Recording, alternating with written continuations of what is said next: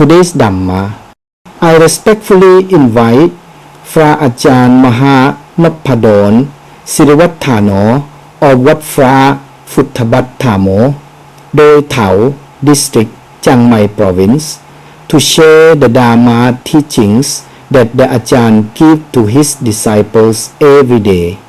We will continue to use AI as the Ajarn's voice assistant for this dissemination. Swing feet, fine as splinter. There was a lay devotee whom I have known for no less than 30 years. He had some business and called me, but I missed his call during that time. When I had a chance, I called him back. He was at work and said he would call back when he was free.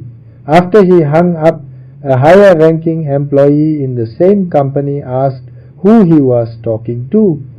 Upon learning it was a monk, this employee made a comparison to another layperson who had caused damage to the religion, leading many senior monks to disrobe. He made inappropriate insinuations and accused monks he didn't know at all of potentially having improper behavior. When the devotee came and told me this story, I felt a sense of sorrow and dismay in my heart. These kinds of people like to swing their legs and look for a splinter. For no reason they speak ill of monks. What if the monk they spoke about is actually practicing virtuously and upholding good morals? Even if that monk hasn't attained any high spiritual achievement, if he is enduring through his moral discipline, speaking ill of him creates negative karma for the speaker. It becomes very difficult for such a person to prosper in anything because their mind habitually thinks ill of others. I heard that this official studied abroad, is still young, and is a friend of the company owner's son, which is why he was brought in to work together. This official is an aggressive person who likes to criticize others, even those older than him, which is improper behavior for a junior towards a senior. Anyone who witnesses this would naturally be displeased. Good or evil, one is the doer of one's own deeds. No one can make us good or evil. Therefore, in our thoughts, words and deeds, we should not harm ourselves or others. We should preserve our goodness and do good even more for the sake of true happiness in our own hearts. Whoever does good, that person reaps merit. Whoever does not will not reap it just the same.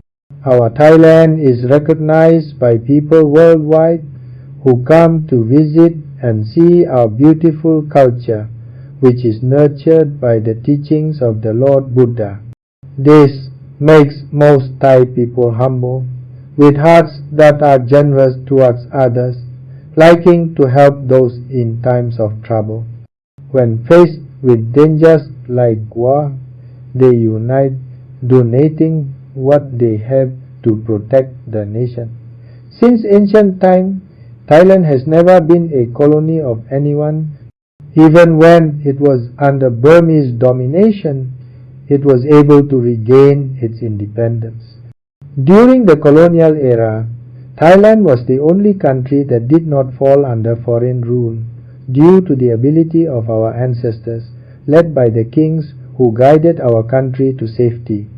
When it was time to fight foreigners, they were able to defeat the enemies who came to invade our land, willing to sacrifice even their lives to preserve the country for their descendants to live in comfort. The Sangha is a fertile field of merit for the world. There is no other field of merit greater than this. The Sangha here refers to the noble Sangha.